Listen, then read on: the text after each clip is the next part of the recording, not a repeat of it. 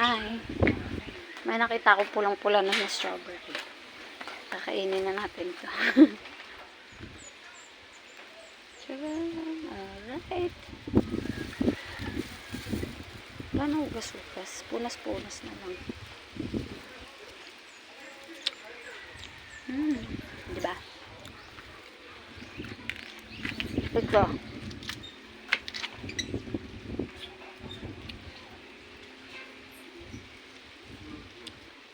Ilang days na lang yan pupulantin. Alright. Said. Wrap. Malapit na din.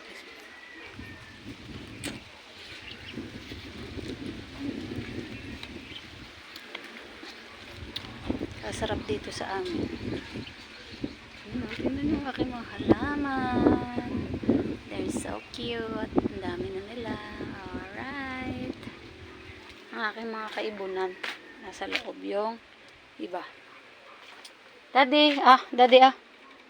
Come. Dali.